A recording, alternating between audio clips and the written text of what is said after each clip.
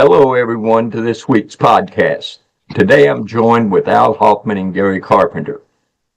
Now, when most students think of scholarships, they imagine high GPA or athletics or major academic prizes. But there's a vast and often overlooked category of odd, niche, fun, and weird scholarships that reward unique traits, hobbies, interests, or circumstances. Now, these scholarships aren't just gimmicks. They're real money for school. This is what we will be talking about today. Now, two key advantages of these types of college scholarships are that they are less known and competition may be lower to earn one of these scholarships. For example, some scholarships reward things like being left-handed, being very tall, or even preparing for a zombie apocalypse. Gary, Gary will cover these later. Now, this podcast will help you understand how to find and take advantage of these opportunities. So, what I'm going to do, I'm going to turn this over to Al, and he can get us started.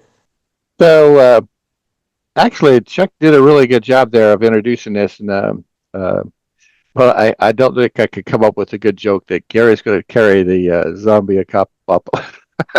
That was good. But unusual scholarships are just exactly what the word says. Unusual. They're not the mainstream. Uh, Colleges' websites have terminology that they call grants scholarship. And I just want to say that up front. Grants are need-based stuff, and we've talked about that in previous podcasts. Cost for attendance minus your SAI equals need, and then they'll fill some of that. That's a grant. And scholarships are going to be merit-based, grade point average and standardized test scores. And that's what Chuck just said. However, there's a whole bunch of others. First up for me is to look at the departmental scholarships. So when you go to a college like Southwestern in Texas, or Southeastern in Texas, gosh, they must have 40 different scholarships. Now watch Southeastern will get a lot of applications. But these are departmental scholarships or just special scholarships that are designated for a certain type of person in that college, in that freshman class. So check out the college's websites for the departmental scholarships. They may require an additional application than just the admissions application. But then you get into the really interesting stuff, which Chuck was just talking about. You know, you're tall, you're short, etc. All those different things. Those are the private scholarship search engines out there. And when you do the questionnaire on those, you'll get, say, 30 or 40 hits. Now, there's money here, and it is real that somebody's going to get it. And so kind of like the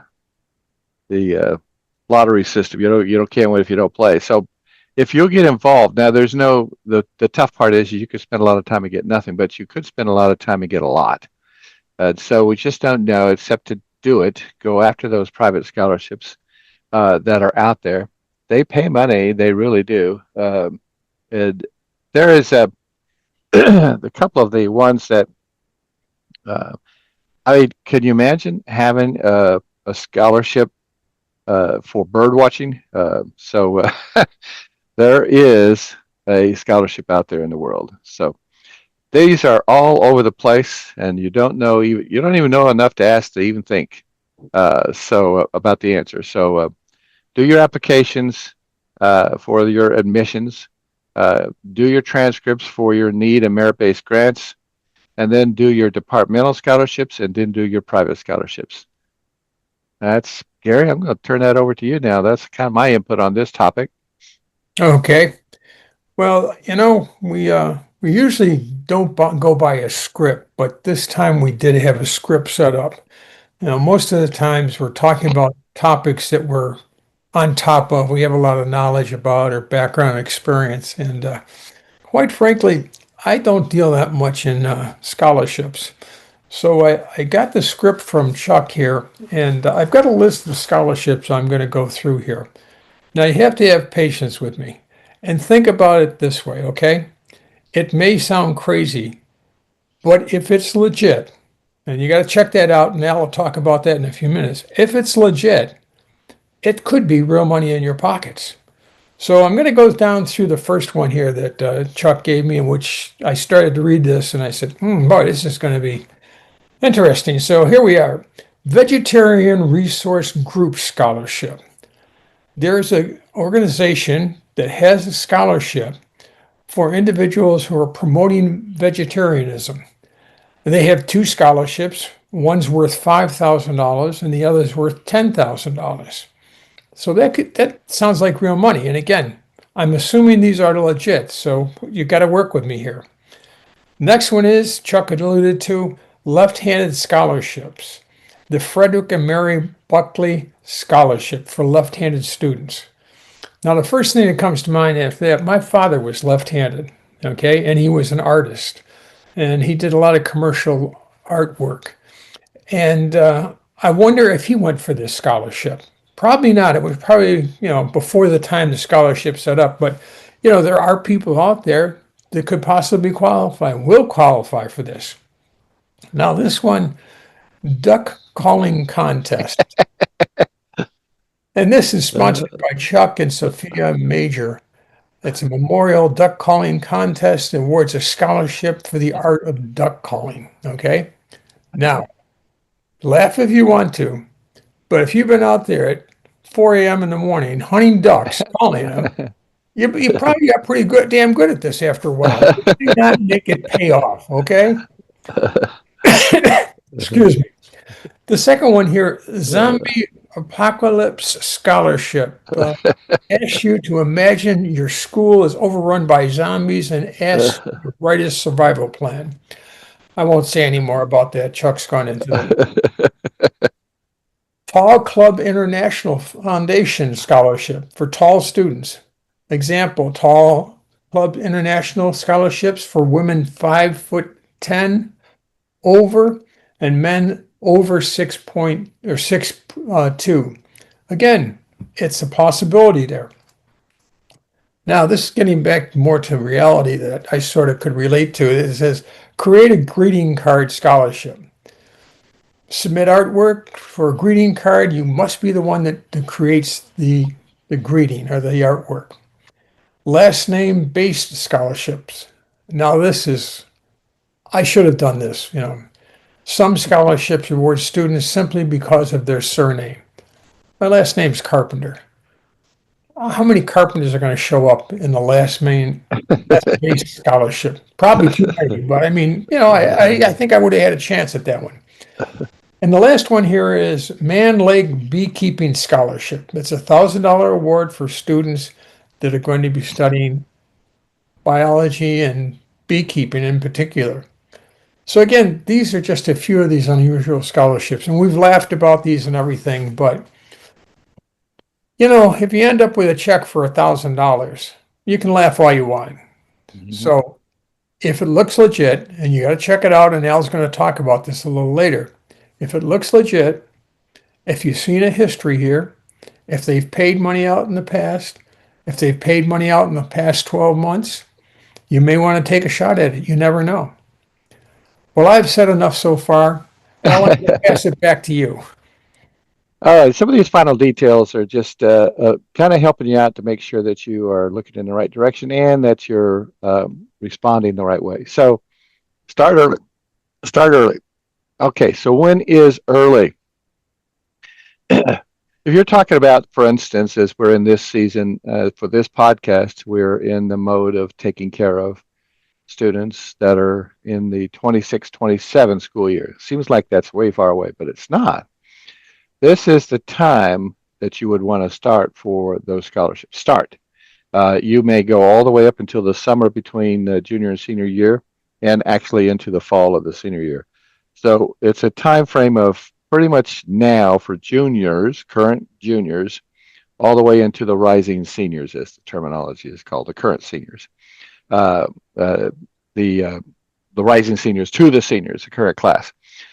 So those those are your time frames. It's a big, long time frame, and it is something, again, that if you use the scholarship search engines, and let's mention a couple of them real quick. There's FastWeb and there's FinAid.org.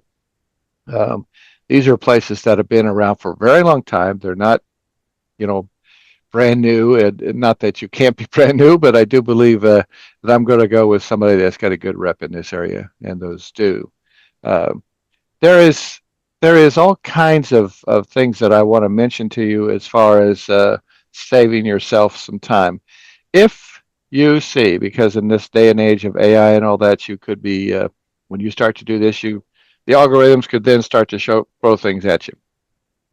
If you have to pay anything for an application for a scholarship, then run. I said it slowly and clearly. You do not a legitimate scholarship will not cost you money. It's not a profit situation. This is a grant that they're giving out to people for a reason. Gary mentioned some of them. They're kind of funny, but they're real. But if you have to pay, that's not valid. Okay, keep that in mind. I also want to, the unclear criteria requirements to pay early, pay to apply, and then the no history of awarding.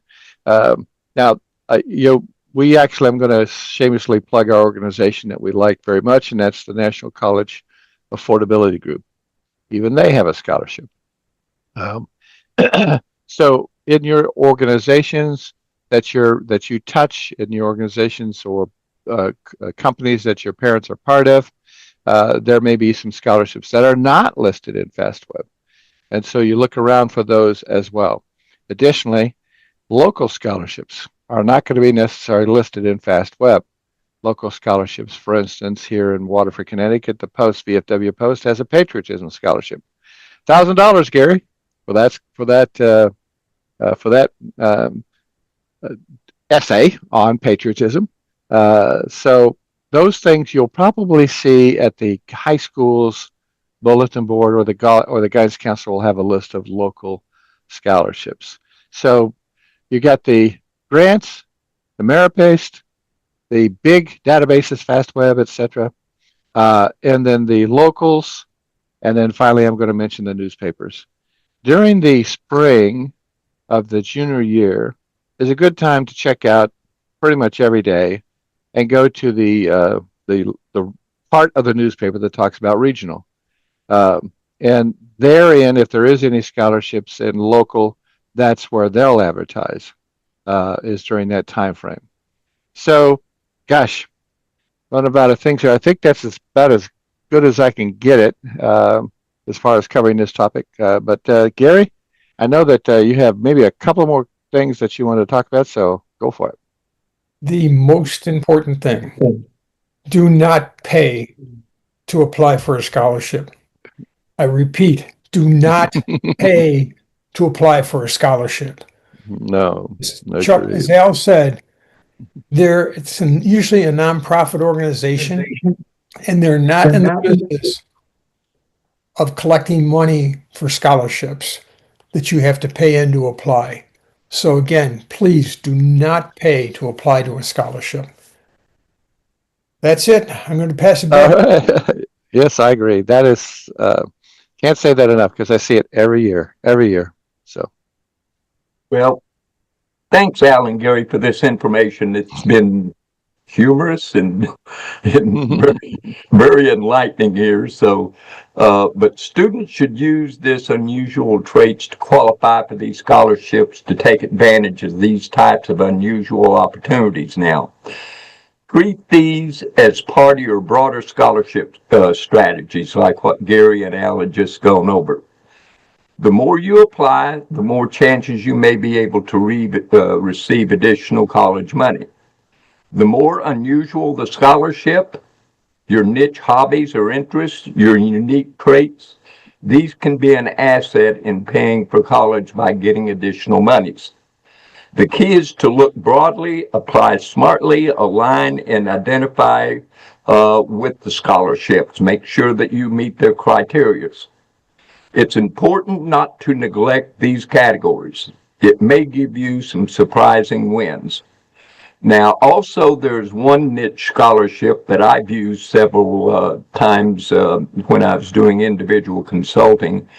And individual students can actually end up making their own scholarship. And to give you an example, I had one family in Eastern Kentucky that had an average student. She wasn't, an A-plus student or anything like that, but she was interested in getting some type of degree in law. And so what I suggested her to do is to contact some of the individual law firms in her area. And she did, and she asked for an internship.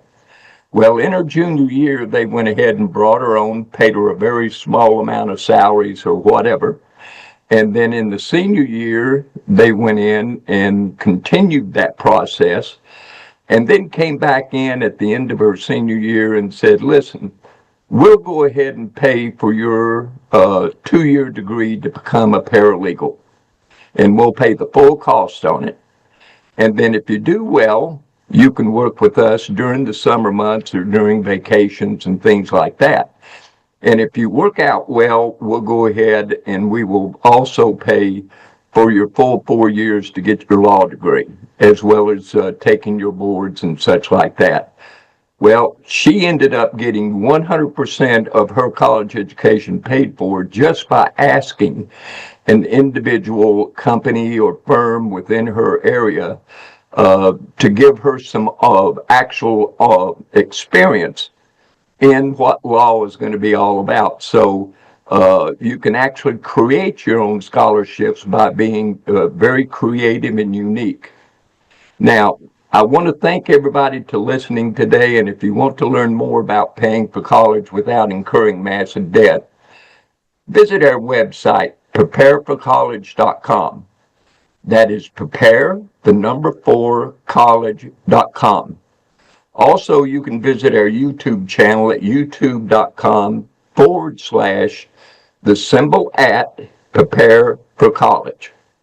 Also, if you know of anyone else that is facing college cost issues, have them visit our website as well. So till next week, I want to wish everybody good luck and hope to see you next week. Y'all have a good day. Bye-bye.